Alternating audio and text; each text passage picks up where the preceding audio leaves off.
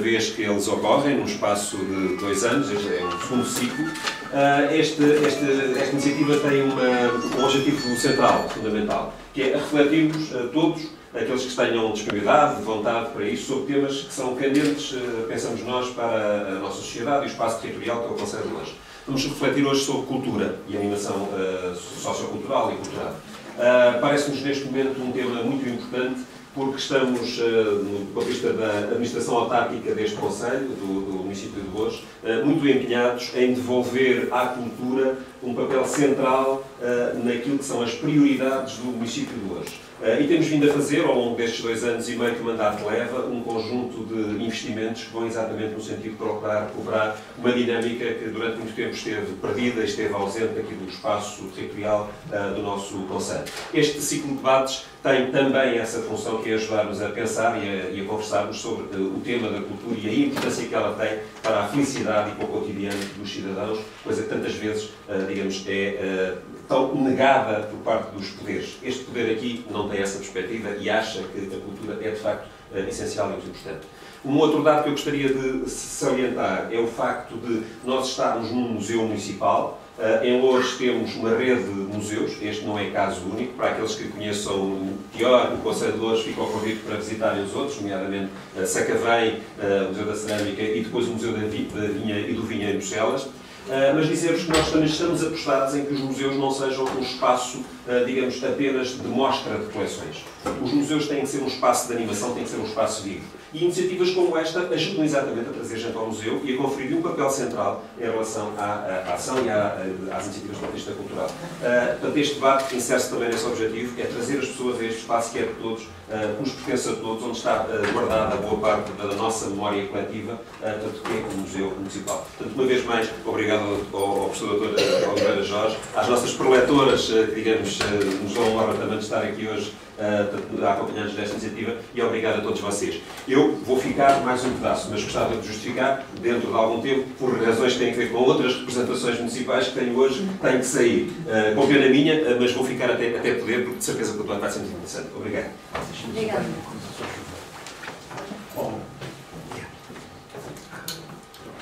Obrigado. Obrigado.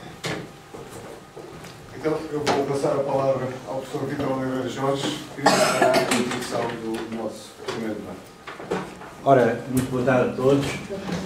Vamos fazer aqui hoje, e eu vou falar muito rapidamente, a primeira sessão de uma série de 3. Se eventualmente correrem bem e se a Câmara de Loures continuar interessada nisto, poderemos fazer mais no futuro.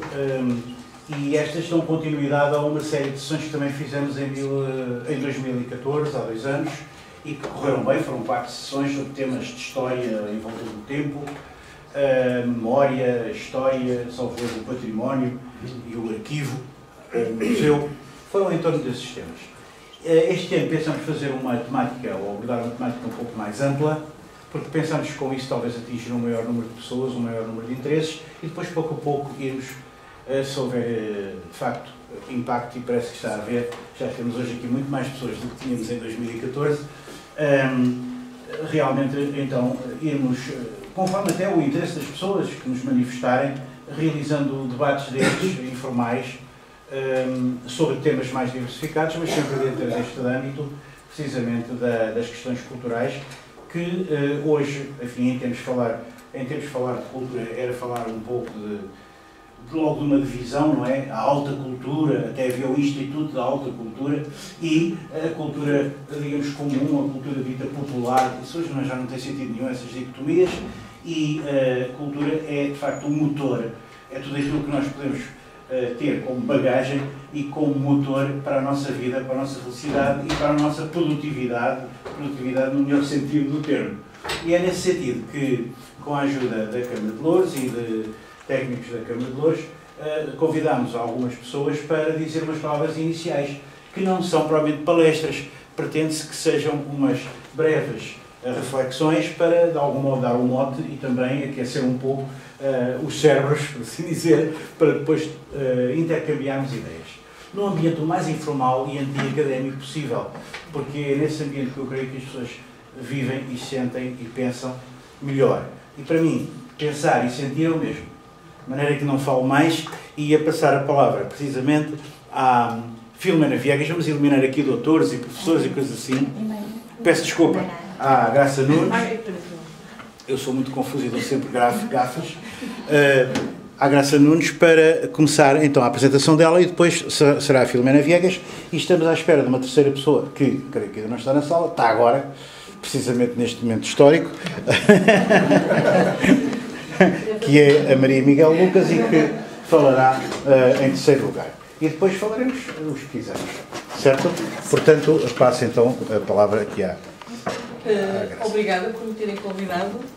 Vou tentar estar então aqui à altura do repto que o professor me lançou. Confesso que não preparei nada de académico, o meu objetivo não foi esse. Preparei um conjunto de inquietações que trago aqui, de certa forma, para partilhar convosco.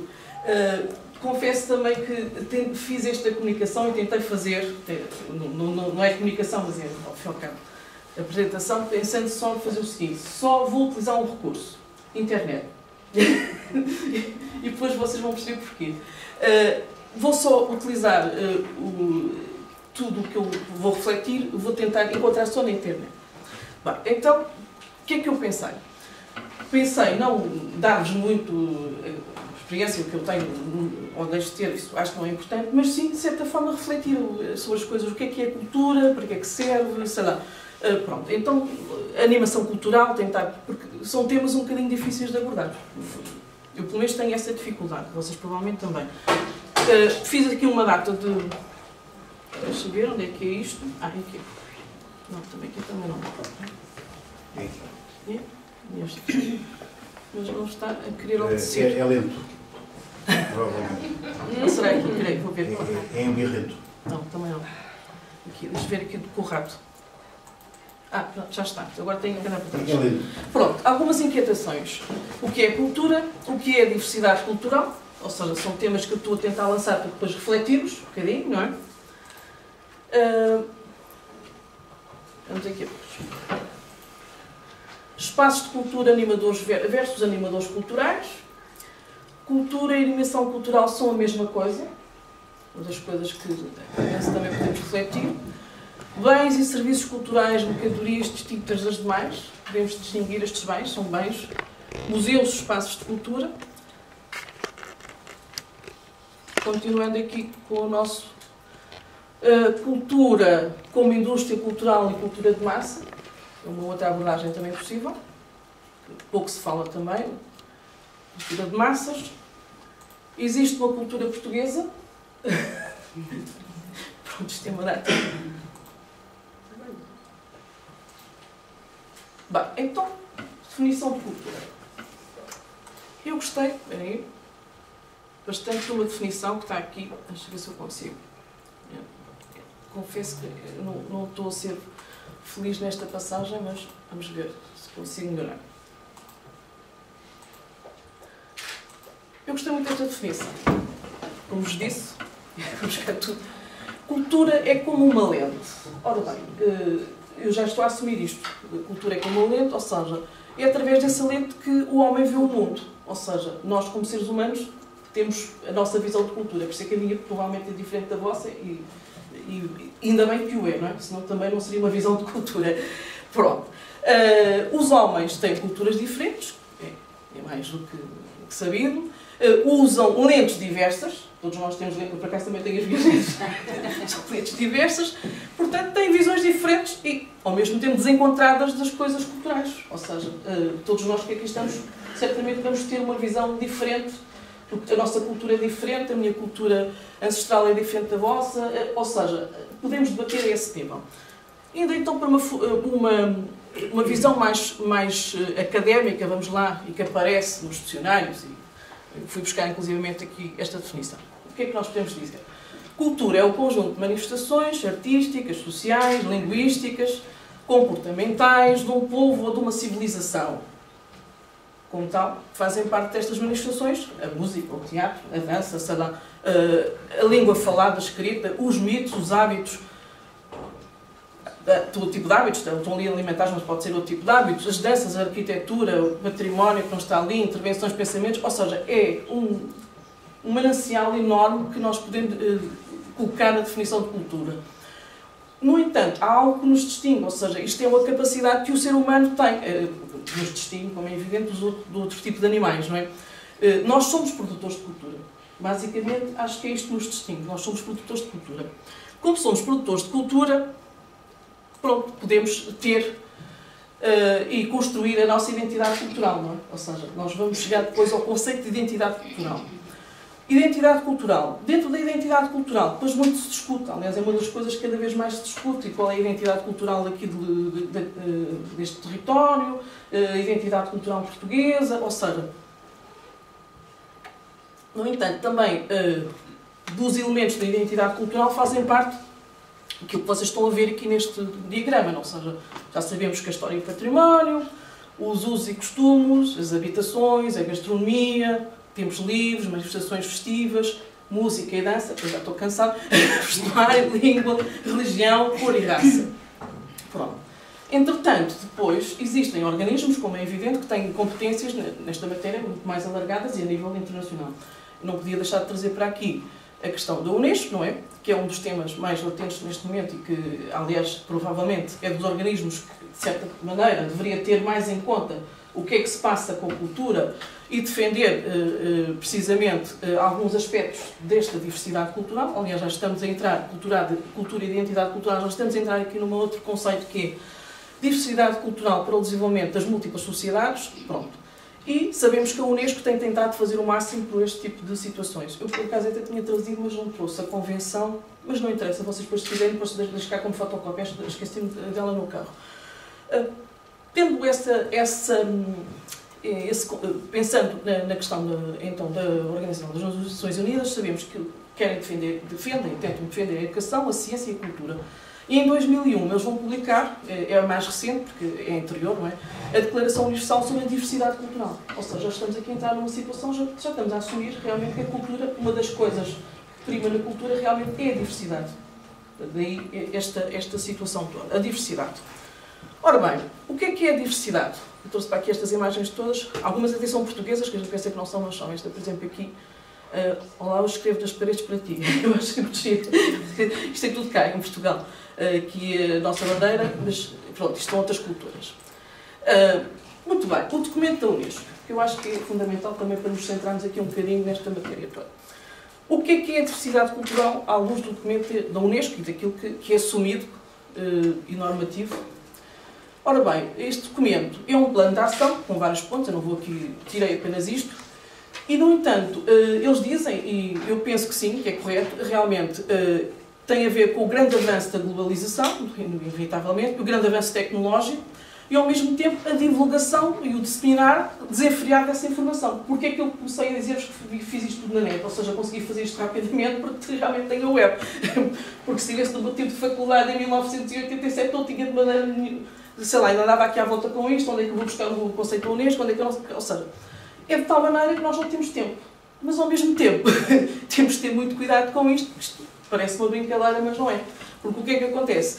Se nós utilizarmos este recurso de uma forma incorreta, então aí não temos cultura, temos não cultura e temos agressividade. E temos aí a globalização como uma ação, não uma ação congregadora e, ao fim e ao cabo, o regularizar e o aceitar a diferença, mas sim, ao contrário, temos uma guerra. Nós sabemos que existe. Pronto, então, continuando aqui no nosso documento, temos aqui esta frase que eu acho importante. A Unesco diz, isto vem de 82, já sabemos que depois está publicado em 2002, e tem, aliás, a carta, vale a pena ler, tem várias coisas, reafirmando que a cultura deve ser considerada como um conjunto dos traços distintivos, espirituais e materiais, intelectuais e afetivos, que caracterizam uma sociedade ou um grupo social e que abranja, além das artes e das letras, os modos de vida. Isto pronto, para mim é das coisas mais importantes. E depois, as maneiras de viver juntos, os sistemas de valor, as tradições e as crenças. Ou seja, é congregar isto tudo em povos, em culturas diferentes, diferenciadas e em nações que estão cada vez mais, todas elas com raízes completamente miscigenadas e pronto, nós somos na comunidade europeia, não é? Nós somos europeus, somos portugueses, somos europeus, não há esse tipo de situações. E depois, ao mesmo tempo, contrabalançar isto com as ditas sociedades tradicionais, com o Oriente-Ocidente, ou seja, nós tínhamos aqui, aliás, até dormimos cá com este tipo de coisas, estávamos aqui o dia todo a debater. Mas pronto, para já, isto é uma das inquietações que eu não podia deixar de partilhar convosco. Ou seja, chegamos então à pluralidade cultural. E como eu estava também a falar convosco, ou seja, temos também o perigo das culturas impositivas, aliás, se recuarmos no tempo, desculpem-me aqui a mania da história, mas pronto, enfim, durante séculos e séculos nós temos um conjunto de nações que, pela sua hegemonia, vão, ao fim e ao cabo, são impérios e vão tentando abarcar o mundo. Começamos com o greco-romano, Portugal e Espanha, temos Inglaterra e os Estados Unidos. O que é que acontece com estas culturas? Eles vão tentar delinear uma cultura própria, única, e ao mesmo tempo vão tentar que essa cultura seja universal. Ora bem, estamos aqui a cair numa imposição. Ou seja, o problema é a imposição cultural. Ou seja, para mim, desculpem o que eu vos diga, mas acho que é basicamente isso. Ou seja, se nós continuarmos, né, agarrados a esta situação da imposição cultural, então, meus amigos, é complicado. Porque aí entramos numa guerra, não é?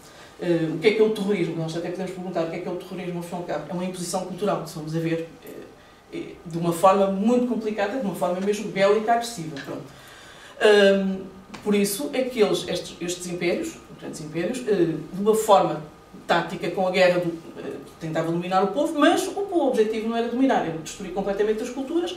Ou seja, utilizando o conceito da antropologia, eu acho que não estamos perante a situação do acultural ou do incultural. Ou seja, está mesmo, é mesmo impor. Isso é que é o problema.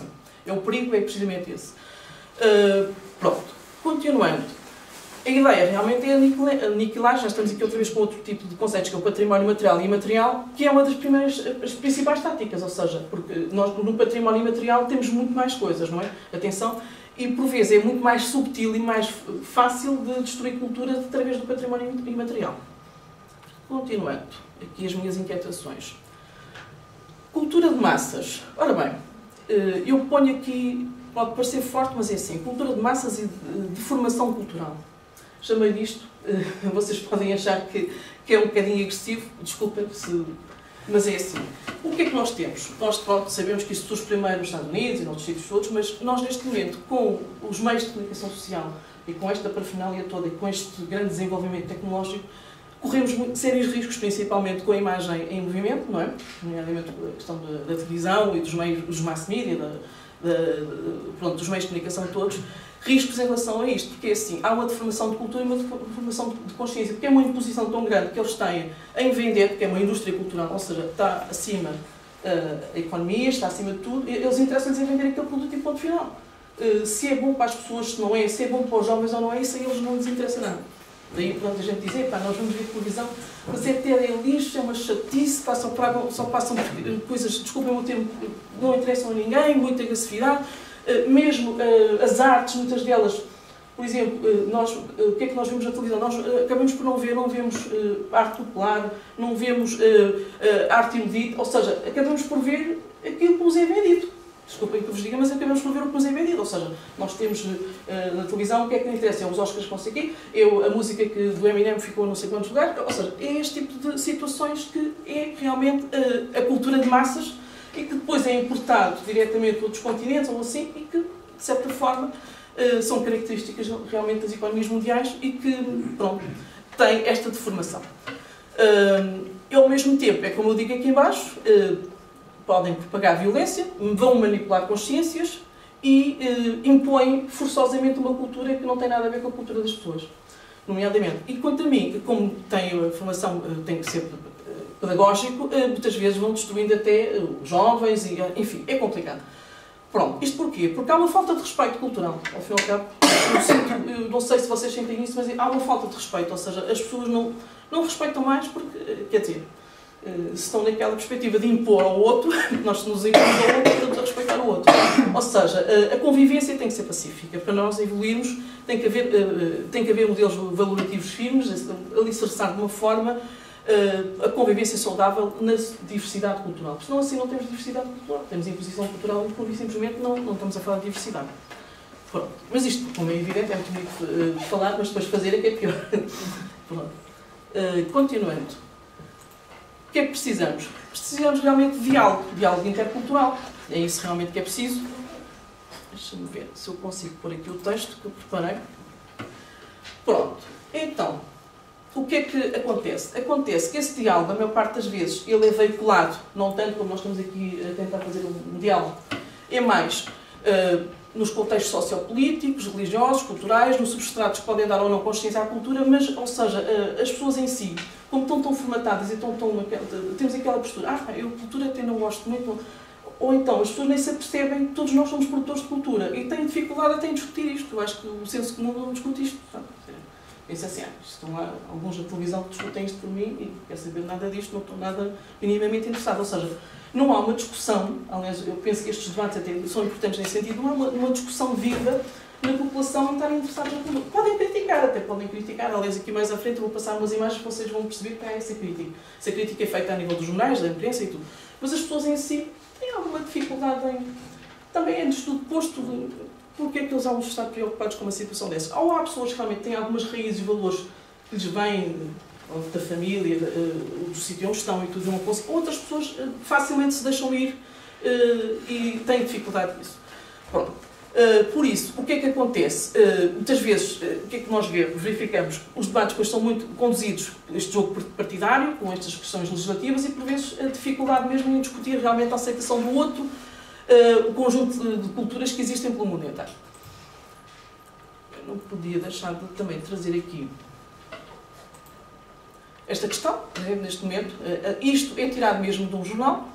Por exemplo, a Unesco reuniu com o Santo Padre e tem este texto, ele diz, aliás, é a chefe da Unesco que diz, que as sociedades em todo o mundo estão lidando com profundos desafios relacionados com fundamentos básicos de convivência, ou seja, já estamos na fase da convivência, como também de valores de tolerância e de respeito à diversidade cultural. Ou seja, basicamente é isto que se passa.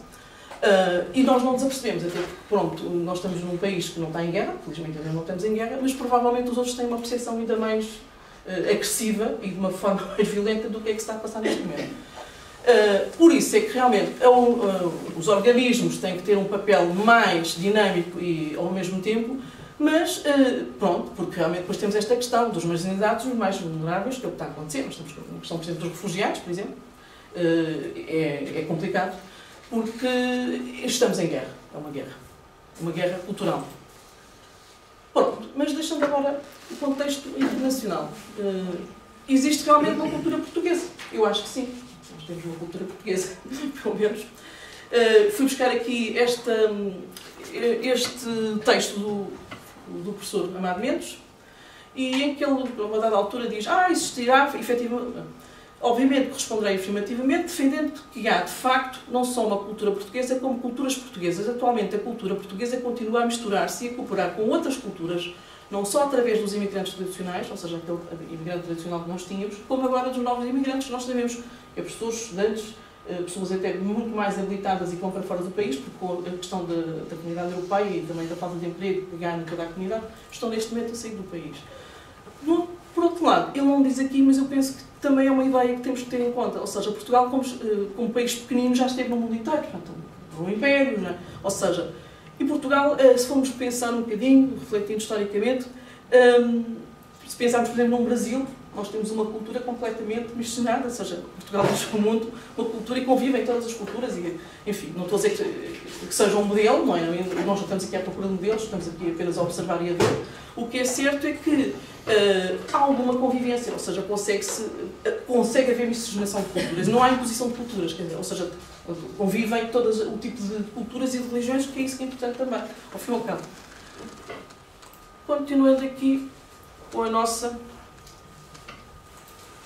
debate. Chegamos à fase em que vamos aqui pensar em cultura e animação cultural nas autarquias, cultura popular, cultura erudita. Eu não pude deixar de trazer isto, desculpem, porque eu apanhei isto também num jornal e eu achei o máximo. Pronto. Ou seja, quando estão para discutir ou para aprofundar cultura, saem-se com esta. Há autarquias que oferecem cultura e palhaçada na mesma embalagem. Pronto, isto é uma notícia, que vocês quiserem depois pesquisar, podem. Pronto. É aquele típico português, pronto, como é que a gente há de explicar isto? Só me interessa a cultura erudita, a cultura popular, isto é tudo cultura prima, e pronto. Eu também pergunto, mas para que é isso da cultura prima? Vamos lá perceber o que é isso. Porque é menos valorativo, por exemplo, haver um desfile de carnaval, ou haver, por exemplo, uma peça de teatro, quer dizer, qual é a questão? Se as pessoas gostam, quer dizer, também há aí qualquer coisa que não está certa. Se calhar também eu não gosto de ver aquilo que vejo na televisão, tem que ver. Há aqui uma situação, ou seja, à partida, quando se aborda a cultura, penso que também não é correto este tipo de situação. Ou seja, tem que haver aqui, as pessoas devem falar mais, deve haver partilha, mas também não entrarem neste tipo de situação, quer dizer, acaba por ser assim um bocadinho complicado. Mas enfim, eu não trouxe a notícia toda, até porque também não temos tempo para isso, e já estou aqui a ultrapassar um bocado o tempo, mas por vezes cai-se também um bocadinho nesta situação. Bom, a questão das autarquias, eu não vou aqui, aprofundar muito, até porque é um tema que eu acho que tenho mais alguma dificuldade em falar nele, até porque como trabalho numa autarquia, estaria, de certa forma, aqui também a defender, vocês também estamos numa autarquia, não é isso. O que acontece é o seguinte, em Portugal, nós todos sabemos, estamos aqui sentados e sabemos isso, após 25 de Abril, realmente as autarquias tiveram um papel cultural limitado. Não vale a pena estarmos a dizer, nem vale a pena dar com aqueles que é verdade, não é? O que é que acontece? Não há nenhuma Câmara que não tenha um departamento de cultura e que vão-se formando os pequenos departamentos de cultura após 25 de Abril. Nas câmaras, por outro lado, que estão mais perto da população, também vão sentindo essa necessidade. Nós passamos pelo país todo, nós temos galerias de arte, fóruns culturais, bibliotecas, redes culturais, arquivos, museus, ou seja, há uma proximidade da população. E é inegável e acho que é um contributo excelente, porque não? Porque as autarquias são elas que estão mais próximos da população. E não vai haver aqui aquele conceito que estava ali no jornal, que é o conceito de cultura de primeira, cultura de segunda, ou seja, ao fim e ao cabo é um bocadinho isso, ou seja, a cultura tem que espelhar isto tudo. E as autarquias, mais do que outra instituição, como estão em conjunto com as populações e estão ao lado das populações, são elas que certamente vão saber porquê. Aliás, nós vemos aqui uma data de situações, eu pus aqui também, parece que está misturado, mas pus aqui também a questão do animador sociocultural, por exemplo, pelo seguinte. Da experiência que eu tenho, e que alguns colegas que aqui estão também têm de autarquias, o que é que acontece? Também, pós 25 de Abril, esta especialização, esta situação do animador, do que é a animação cultural, o que é o animador cultural. Isto é uma coisa que, de certa forma, é inata, ou seja, eu por acaso trabalho numa autarquia que nós tivemos até um conjunto, temos agora alguns já se vão reformar, eu também já estou com 50 anos, e as pessoas que eu conheci ao princípio quando entrei para a autarquia, e havia 2 animadores culturais, porque são situações inatas, porque algumas pessoas têm mesmo... É inato, não é? Estou a olhar para a Maria Miguel, estou-me a lembrar do Indecício que as coisas, pronto, por exemplo. Pronto. E se calhar a Florbela também é capaz de se lembrar dele, é um animador que nós tínhamos. É um autodidata que trabalhou connosco há imenso tempo e pronto, faz instrumentos musicais, quer dizer, tem uma criatividade, porque nós temos que associar sempre animação cultural com criatividade. E o que é certo é que eu não tenho uma formação nesta área. Entretanto, com esta profusão e parafernália, desculpem lá o termo, de abertura de espaços culturais, começa a haver esta necessidade. Então, e muito bem, as faculdades começaram a promover este curso. No entanto, atenção que este curso, tudo bem, eles trabalham em autarquias, outras freguesias, hotéis, mas há aqui às vezes uma certa discrepância, porque é o seguinte, como o curso não surgiu na altura em que surgiram as necessidades, o curso surgiu assim um bocadinho mais pela universidade, também com aquilo que já se fazia no estrangeiro, e há algumas profissões, mas isso estava outro debate, por isso é que eu não queria estar aqui a abordar, que depois, pronto, são profissões de cultura, mas é difícil. Será fazer, por exemplo, um exemplo concreto, por exemplo, nós estamos aqui, este espaço, desculpem, eu trouxe que é de Vila Franca, estamos aqui com uma situação que é, temos música no museu à noite, em Alverca. Se eu vos disser que esta é das iniciativas que a Câmara de Vila Franca tem, que tem mais gente, isto porquê? Porque o museu está aberto à noite. No entanto, eu não preciso ter aqui nenhum técnico do serviço educativo. Para quê? As pessoas estão ali, visitam livremente o museu. Sei lá, são capazes de estar ali, não se vê que o lar está cheio, mas 600 ou 700 pessoas. O museu é pequeníssimo. O que é certo é que as pessoas vão. Eu pergunto, então, mas temos de ter lá um animador cultural? Precisamos de ter? Não temos?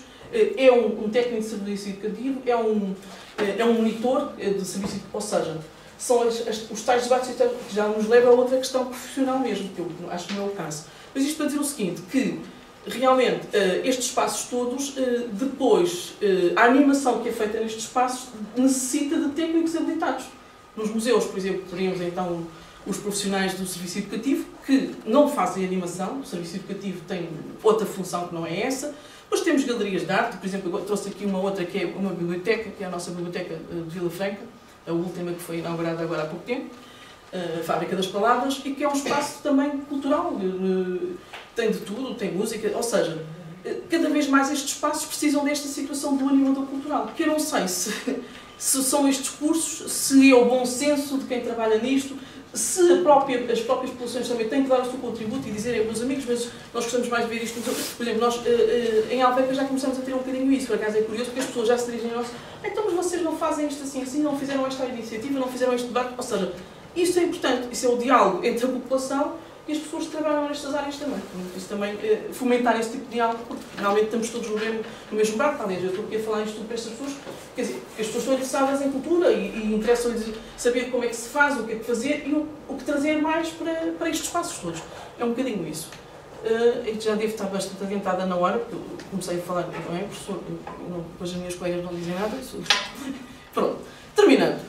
O que eu vos posso dizer, trouxe aqui estas duas imagens de propósito. Eu acho que Portugal, a partir da Expo 98, mudou. Nós temos que assumir que sim. Nunca mais se fez o mesmo tipo de situações. Começou a haver mais profissionalismo, até porque obrigatoriamente. Também começou a circular mais dinheiro. Entretanto, também vários programas culturais surgiram no âmbito da Comunidade Europeia. Temos que assumir isso também. Ou seja, é na década de 90, 2000 que Portugal dá, ao fim e ao cabo, o salto para a grande cultura, para as culturas diferenciadas, para se bater esse tipo de coisas e, inclusivamente, para o fazer de maneira diferente, ou seja, não tanto amadorismo, mas com uma profissionalização que já temos.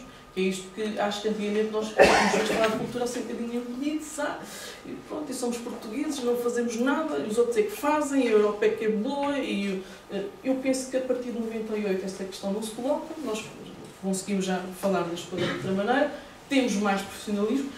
Há uma grande diversidade cultural no nosso país, ainda bem, é muito bom, e penso que foi a partir daí, porque só o facto de termos conseguido agarrar uma exposição a nível mundial, no nosso país, no tempo, já na época contemporânea, é a viragem ao fim e ao cabo para o século XXI. E acho que é isso que nós temos que agarrar, o trabalhar em conjunto, o divulgar de forma conjunta, quer as pequenas iniciativas, quer as autarquias pequenas, quer as grandes, ou seja, tudo, inclusivamente, pronto, eu termino com esta situação.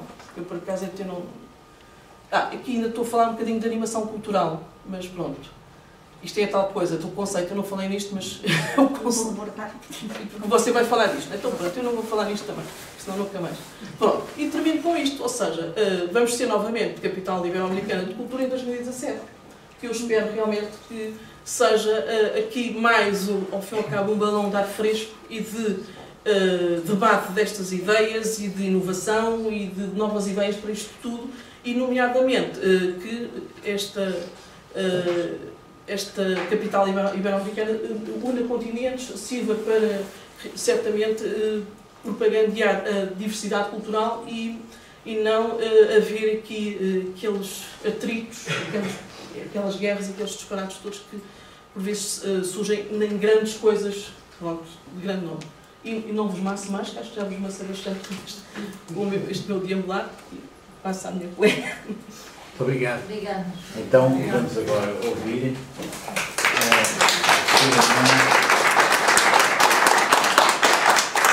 Eu pessoalmente não tencionava bater palmas, porque acho que dá um ar mais de diálogo, mas quem quiser bater palmas, bate em qualquer momento. É óbvio.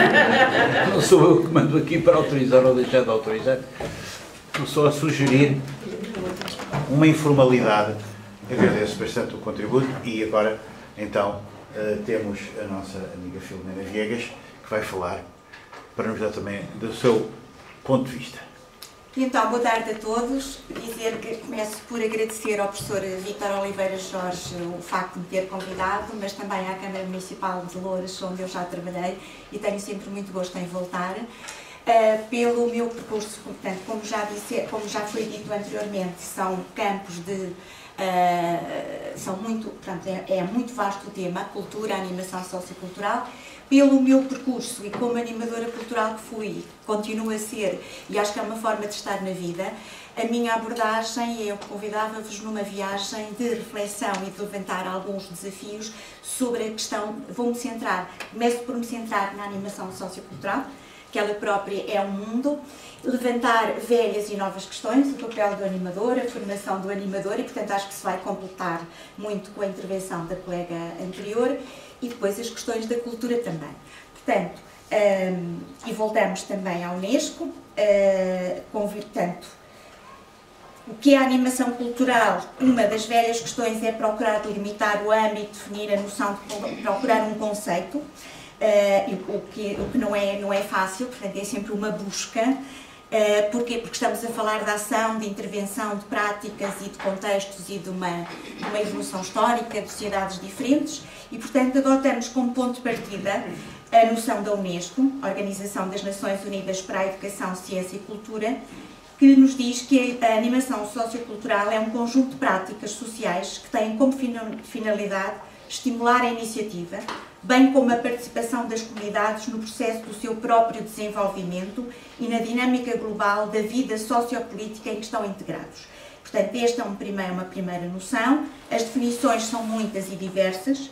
Há um autor que é João Trilla, na obra Animação Sociocultural, Teorias, Programas e Âmbitos, está em cima da mesa, ao procurar reunir as componentes que lhes parecem mais essenciais na animação sociocultural, avança com esta proposta, que o conjunto das ações realizadas por indivíduos, grupos ou instituições numa comunidade ou num setor da mesma e dentro do âmbito de um território concreto, com o objetivo principal de promover nos seus membros uma atitude de participação ativa no processo do seu próprio desenvolvimento, quer social, quer cultural. Destas noções decorrem vários desafios. O primeiro é de que esta busca da noção de animação sociocultural não vai determinar as práticas sociais, mas, portanto, não nos vai dizer o que fazer, mas são as práticas sociais e culturais que determinam e que dão sentido ao vocábulo da animação sociocultural.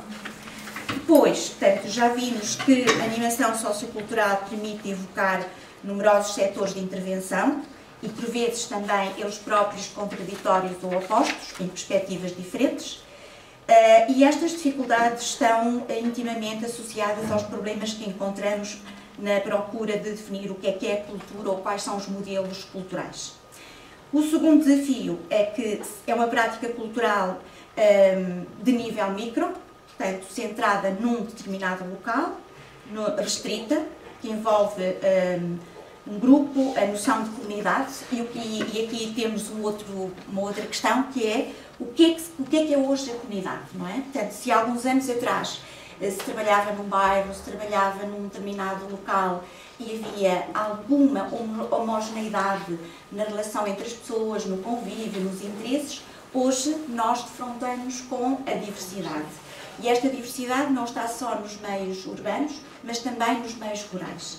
Temos cada vez mais a mobilidade de pessoas que não vivem no sítio, na sua origem, no seu local de origem, os sem terra, e os sem terra não são só os do Brasil, os sem terra são os que resultaram dos processos de colonização, descolonização, os refugiados, aqueles que andam cá e lá, que sobrevoam, portanto, e têm noção mais globalizada do mundo, passam por vários continentes, mas que não têm as suas raízes assentes na terra, não é? E cada vez mais as pessoas são assim. Portanto, o que é uma comunidade hoje? Não é? Temos comunidades virtuais, esta é uma questão. Depois, a questão do espaço público, a intervenção no espaço público. O que é hoje o espaço público? O que é que nos diz que é um espaço público? E um território habitado. Quem é que nele habita? Qual é a relação dos seus habitantes com esse território? O terceiro desafio é a questão da participação, não é? Tanto que a animação sociocultural envolve a participação que propõe, portanto, a atividade sociocultural tem a ver com o próprio desenvolvimento. Aqui temos o conceito de desenvolvimento. O que é o desenvolvimento? O desenvolvimento económico, o desenvolvimento sociocultural, a cultura como motor do desenvolvimento. Portanto, O que é que nós entendemos por desenvolvimento e que desenvolvimento é que está subjacente na prática da animação sociocultural. Depois, o quarto desafio será o contexto social e histórico em que a animação sociocultural se desenvolve. Portanto, temos contextos mais informais, mais associativos, mais contextos organizacionais mais formais, estamos a falar nas autarquias, e mais estruturados. Portanto, é importante o contexto e também a história.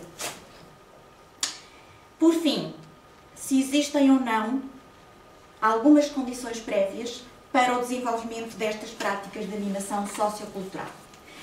E há um autor que nos diz, portanto, que faz uma análise sobre esta questão, que é Ruiz Aguilera, em 1989, e ele diz-nos que a animação cultural pressupõe a existência prévia de uma sociedade civil com um grau de desenvolvimento autónomo quanto à organização administrativa estatal, que permite aos cidadãos a capacidade de se reconhecerem como sujeitos, aptos a organizarem-se e a impulsionarem os seus próprios projetos num plano cultural e social.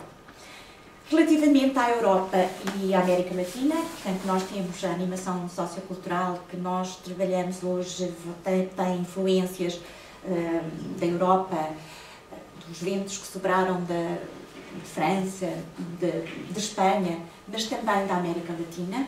Eu trabalhei com professores do Chile, do Brasil, temos Paulo Freire, eu trabalhei com Jorge Reis Frias na animação teatral, mas há muitos outros que... O Anderegg, que está aí, portanto, era argentino, trabalhou em Espanha, e temos essas influências, mas este autor diz que este facto, na Europa, constitui um ponto de partida, na América Latina, em muitos casos, constitui uma meta, dado que a debilidade da sociedade civil e a profundidade das carências e contradições no plano económico e social atribuem a esta atividade uma propriedade a ser instrumentalizada depois de terem sido satisfeitas as prioridades mais urgentes e prementes. E ele diz que, nesta perspectiva, a viabilidade da animação sociocultural, como prática consolidada numa determinada sociedade, pressupõe a existência de condições mínimas prévias, que seriam as seguintes: a existência de um regime democrático consolidado. E aqui nós temos um novo desafio. A animação sociocultural como uma cultura de resistência ou a animação sociocultural num regime que, à partida, tem que ser democrático. Uma sociedade civil com um grau de autonomia e desenvolvimento suficiente em relação ao Estado. Um certo grau de desenvolvimento socioeconómico possibilite a existência de infraestruturas básicas, de equipamentos, de atividades e de serviços ao alcance da maioria dos cidadãos.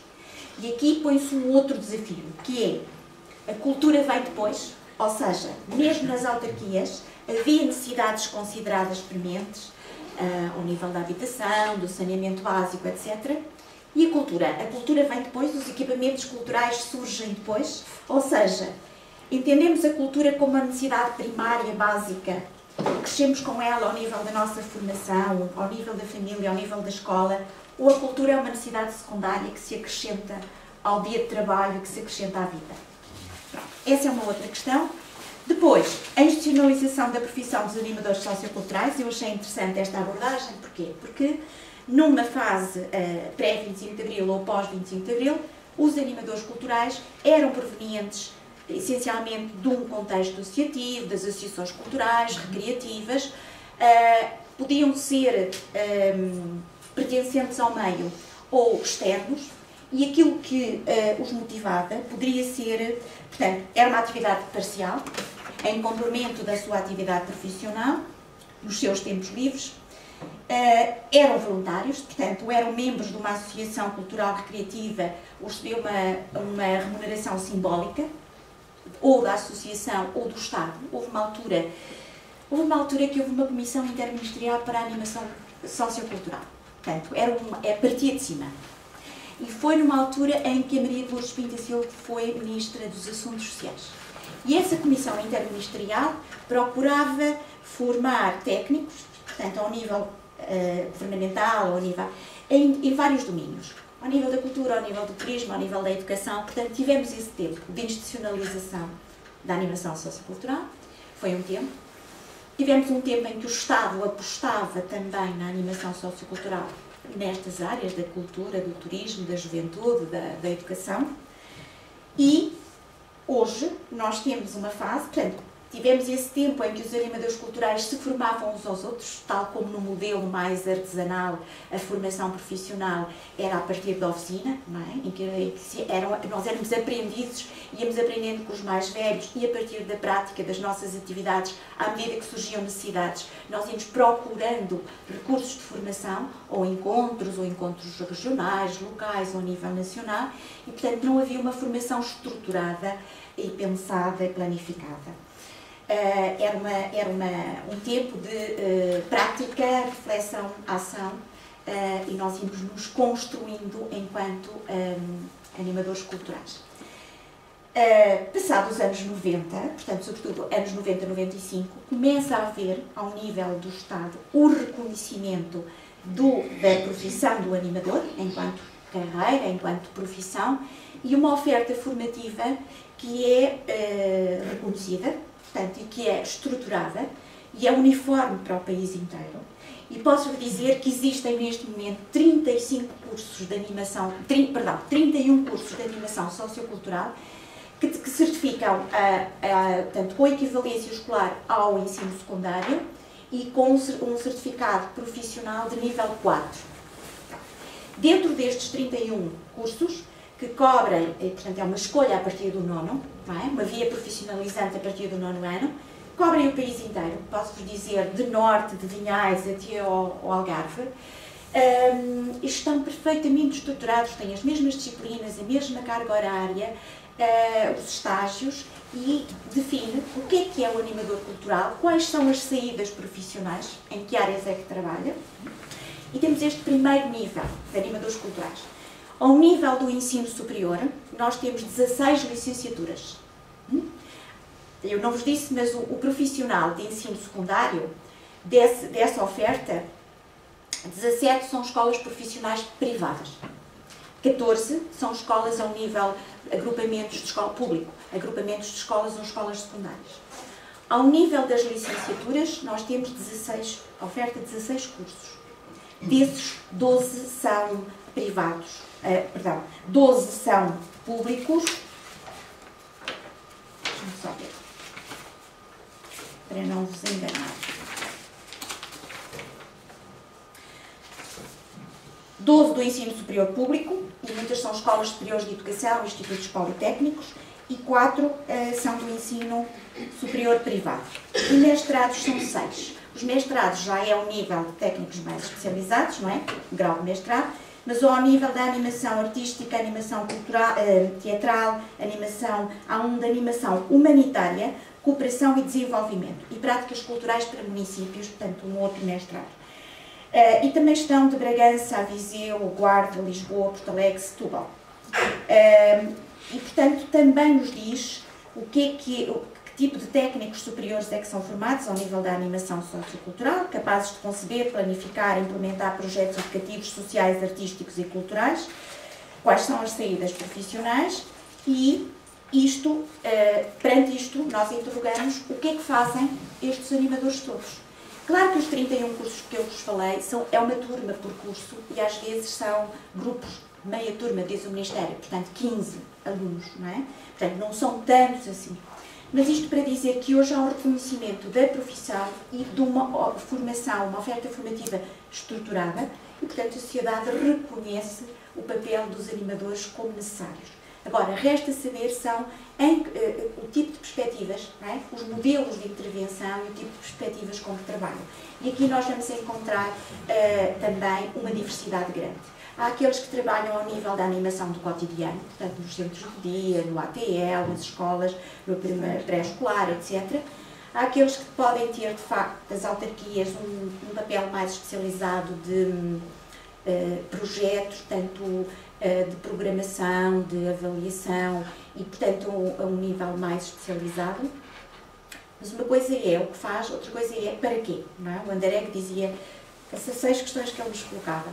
Para quê, porquê, como, com quem, quanto, etc. Portanto, são questões básicas que nos ajudam a organizar o pensamento e a pensar para onde é que nos dirigimos.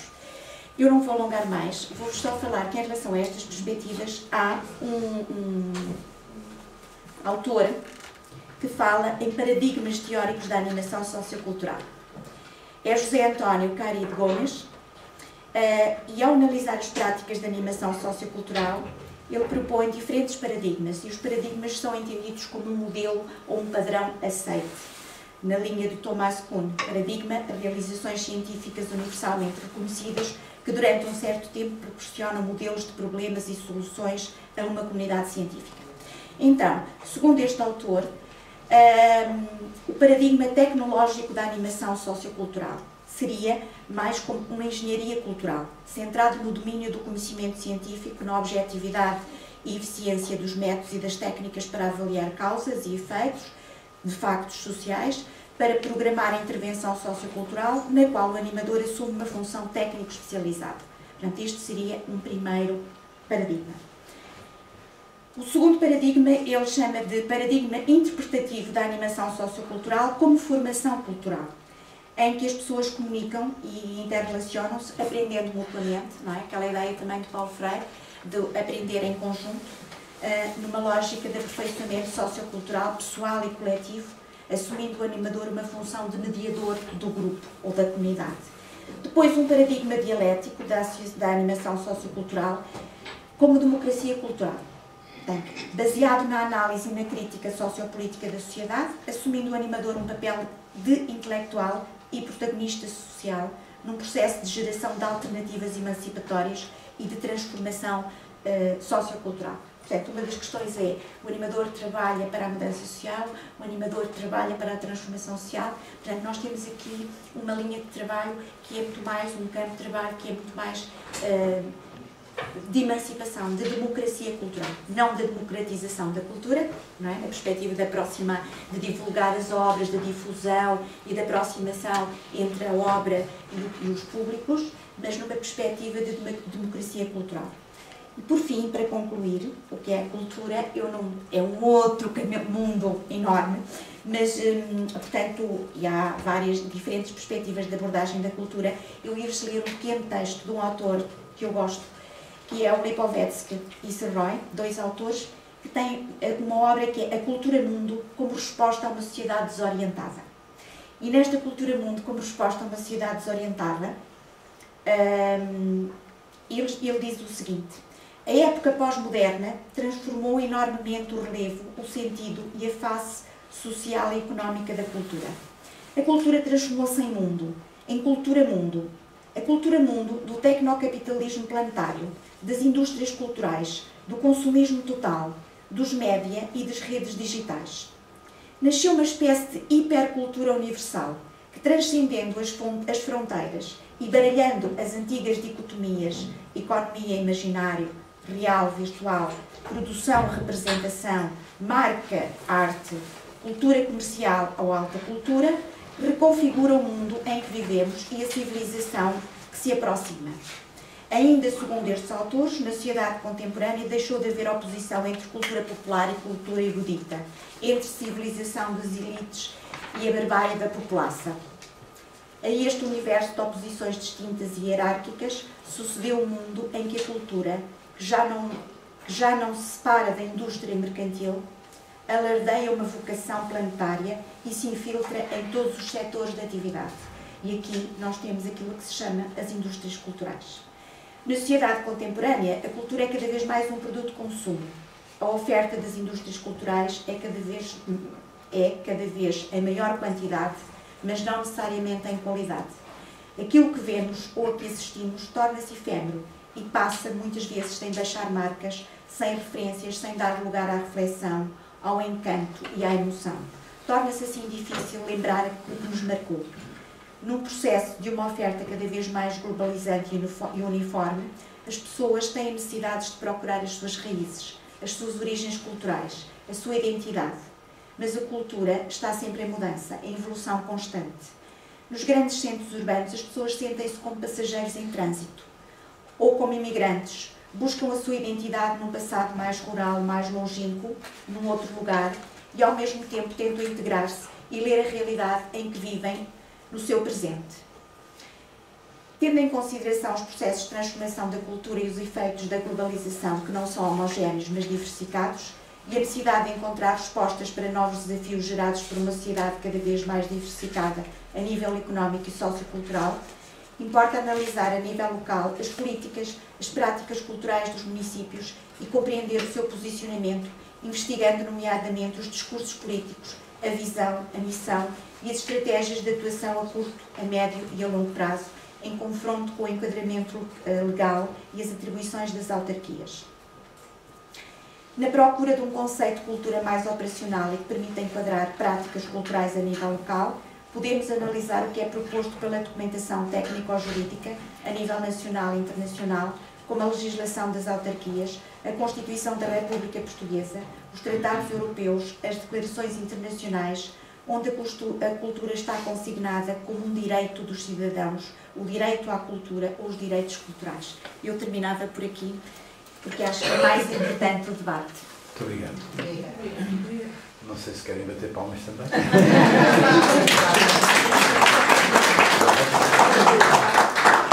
Então, Miguel, queres vir para aqui? Pode-se tirar tem que se tirar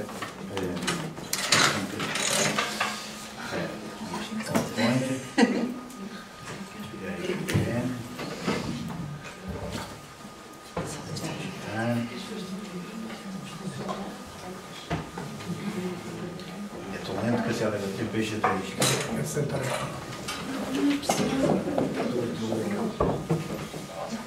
Pronto. Já está. Obrigado. Não é tudo.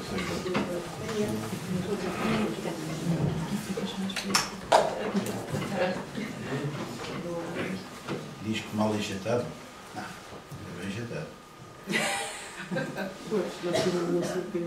É aqui, não é? Tem vários documentos. É este, de animação cultural, não é? Ou de 5. Agora vamos fazer assim. Tu tens Macintosh ou é? É Olympus. Ok, não há problema. Em princípio. Tá. E agora, para passar de slide para slide, carregas aqui neste botãozinho para baixo. Okay. Ou para cima.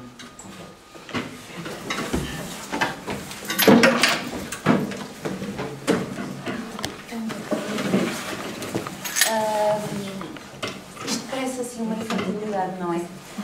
Mas eu fiquei feliz de ver que as minhas colegas de debate falaram assim, porque eu tenho a desvantagem que elas não têm, que é eu não trabalho diretamente com animação cultural. Portanto, isto é um bocadinho uma reflexão do que eu gosto enquanto utente de animação cultural e do que eu penso enquanto utente de animação cultural. Portanto, fico contente porque nos complementamos sendo assim e agradeço as abordagens delas, que acho que vão fazer um bocadinho aqui a ponte com a minha. O que é que eu pensei? Enquanto animação cultural, enquanto utente, eu acho que é uma coisa que todos gostamos, que é contar histórias. Conta-me uma história, é sempre um momento carinhoso, um momento de afeto. E eu acho que é aí que está a magia da coisa. Quando nós escolhemos uma coisa, nós hoje vivemos num mundo enorme, cheio de possibilidades, um tempo muito rápido. Não temos tempo para pensar, não temos tempo para coisa nenhuma. Nem queremos pensar muitas vezes, porque isso aborrece-nos. E quando vemos a televisão, ou quando vemos rádio, ou quando vemos um filme, também se calhar se os filmes ou as coisas que vemos nos fazem pensar muito, isso também nos chateia um bocadinho, não é? Porque não queremos andar para a frente. Quanto mais leves forem as coisas, melhor. Mas não é assim, porque depois as coisas que nos tocam realmente são as coisas que nos marcam, são as coisas que nós nos identificamos com elas ou que aprendemos a identificar-nos com elas. E isso é sempre um ato de mediação entre aquilo que somos, entre aquilo que o mundo é, entre o contexto, como a minha colega dizia, o contexto, a história, e as colegas anteriores diziam, a cultura tem a ver com aquilo que nós somos, o que aprendemos a ser, o que vamos aprendendo e aquilo que nos vão ensinando também. E então, nós somos Homem, mulher, eu gosto sempre de acrescentar a mulher, porque acho que esta história do homem, englobar o homem e a mulher, já deu o que tinha a dar. E vivemos em sociedade. Muitos homens, muitas mulheres, muitos animais, muitos seres animados e inanimados. E vivemos num mundo. A nossa forma de vivermos em sociedade com o mundo é através da cultura. A cultura é aquilo que nos ensina desde pequeninos qual é o nosso lugar na sociedade, como é que comemos à mesa, com os talheres, se podemos rir alto ou se temos que pôr a mão em frente da boca, se até às vezes a música que gostamos de ouvir, porque aprendemos quando somos pequeninos a ouvir uma música que os nossos pais ouvem, depois na escola ouvimos outras com os colegas, depois às tantas já gostamos mais da música precisamente porque é aquela que os nossos pais não ouvem, e isso é uma forma de irmos avançando em cultura e fazendo as nossas próprias construções. E com sorte, a escola, os nossos pais e todas as edificações formais e não formais que nos rodeiam, quanto mais melhor, vão nos ensinando a construir e a desconstruir esses conceitos e vamos aprendendo cada vez mais.